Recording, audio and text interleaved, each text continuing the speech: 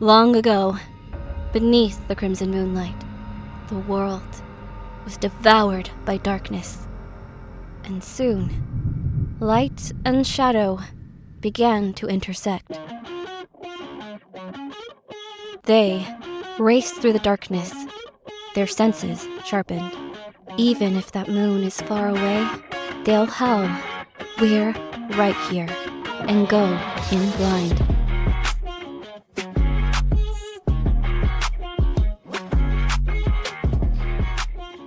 Hello, and welcome back. Recently, Anteam released their new single, Go In Blind, along with their music video where they officially introduced us to a new arc of their story. And while I can't say I 100% know what's going on, I can at least say that I have theories. A quick disclaimer that everything in this video is just a theory and 100% not confirmed. Go In Blind and their previous B-side, Deer Hunter, introduced us to the Witch of Yerasah, their new webtoon, not yet released, set to take place 10 years after Grey City. However, I believe the events in these MVs actually take place in different times. While Deer Hunter takes place a little more recently, Go In Blind takes place in a more distant past and sets up what I believe will return in their new and future story. So, what is this tale of the past, and what connections to it might we see in their lore?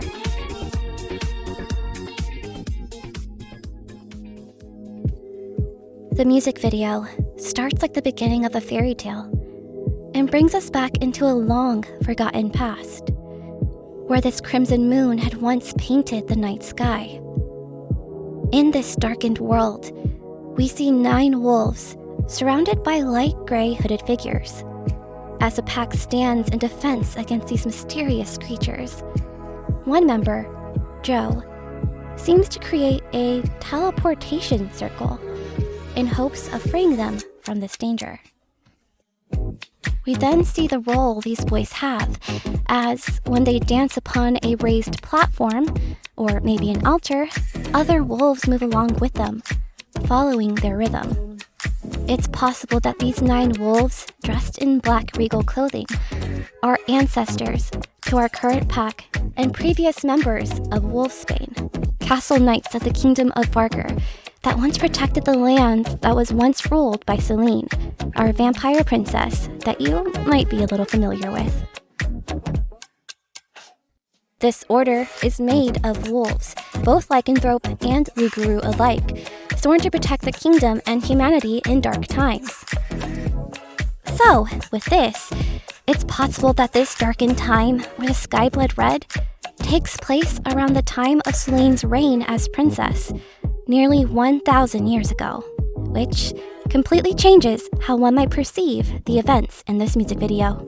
If these 9 boys are from the Kingdom of Vargr, then that means these cloaked figures are members of the White Hand tribe, and a clergy of priests who seem to work directly under Selene's mother, the Queen and High Priestess Vidalia.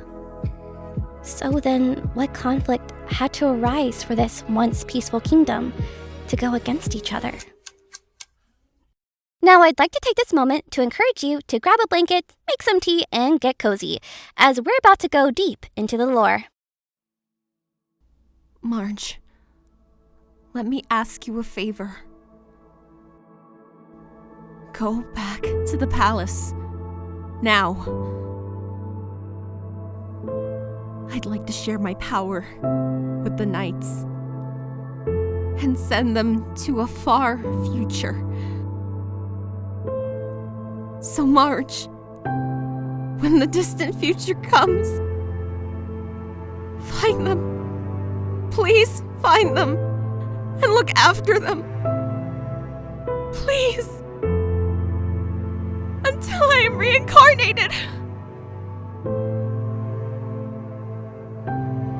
A long time ago, in the Kingdom of Vargr, the priestess, Selene, beloved by all, had fallen sick, her body unable to handle the immense shamanic powers that were passed through her bloodline. The Queen Vidalia, in order to save her daughter, fed her the blood of Vargr, granting Selene with new abilities and making her the first vampire queen. But this blood was taken by another, a disgusting man who sought to take Selene for himself, willing to even destroy the kingdom in the process. Though the kingdom fought hard, going so far as to even gift her closest knights with her own blood, the kingdom itself was close to falling. With her mother sick in bed, and their kingdom nearing its end, the only option they had left was to crown Selene as queen and grant the full abilities of both a shaman and a vampire. But unfortunately, they were too late. With the last bit of hope, Selene, in an attempt to save her beloved knights, sent herself and the souls of those she sired into the future. And look after them until I am reincarnated. Leaving behind the dark past. But then, what would become of the kingdom she had left behind? With both the queen and the princess gone, the kingdom would then fall to darkness. And while the cause of this darkness, this crimson moon, is still uncertain, the kingdom made of clans that had once worked together would then fall apart. The White Hand clan, who had originally worshipped the god of the ash tree prior to coming together with the Silver Wolf clan, may then have attempted to take full control of the kingdom and the gods they worship. And with the large number of the werewolves depleted and the Silver Wolf clan nearly wiped out, the werewolves had no other choice but to run away. Now, another theory is that with the kingdom of Vargr falling, in order to keep the Blood of Vargr alive, the White Hand clan were actually the ones using the teleportation magic to send them away, and the boys didn't stand in defense against them, but against a possible threat that awaited them outside. However, where they've been sent to, we still have no idea. I also feel like this theory makes sense with the scene that follows afterwards. In the next scene, we see these 9 godlike beings standing in front of a large eye, Vargr.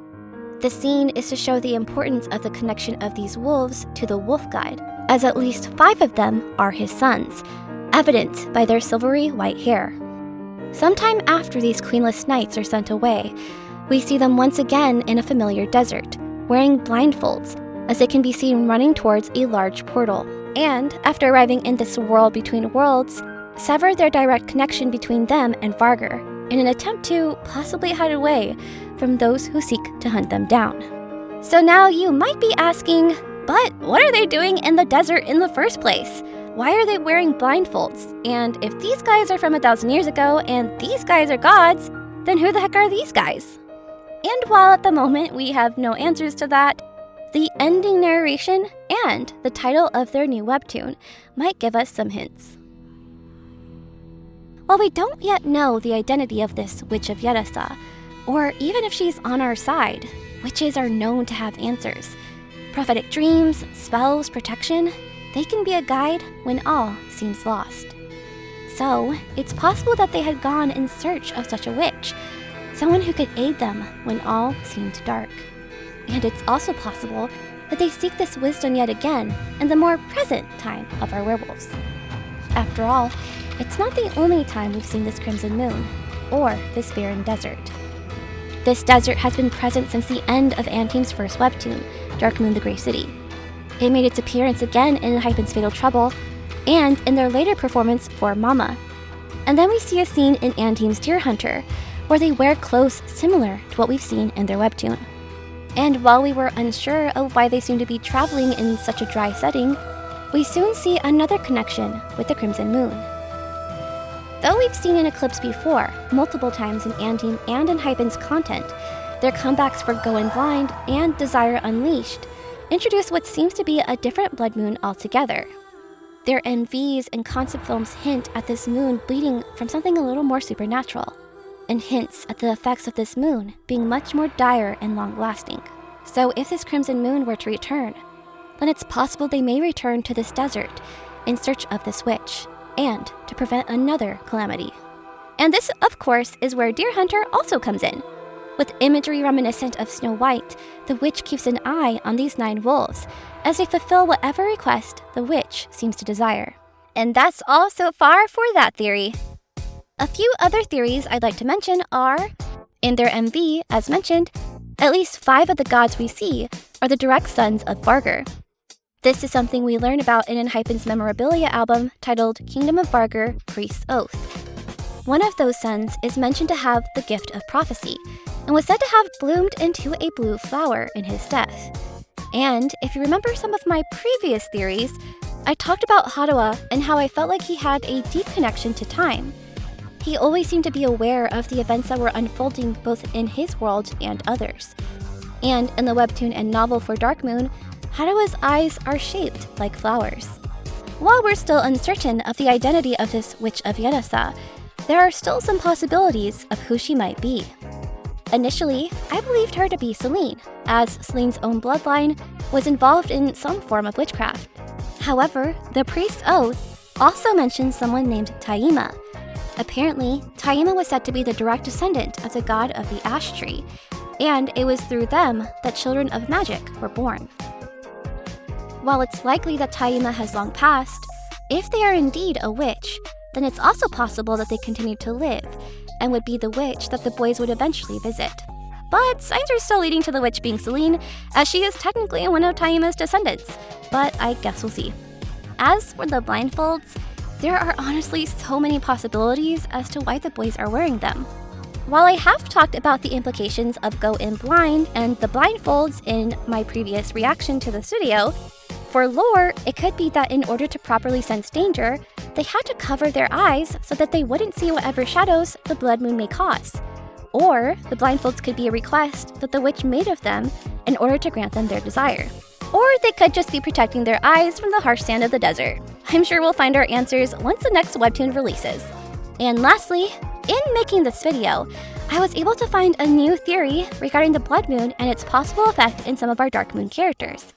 But as it's deeply involved in Enhypen's story, I'll go ahead and save that for another video. So, what are your theories? What story did you take away from Antheme's music video? Feel free to share in the comments, and I'll see you again next time. Also, stay tuned for Antheme's next comeback called Back to Life.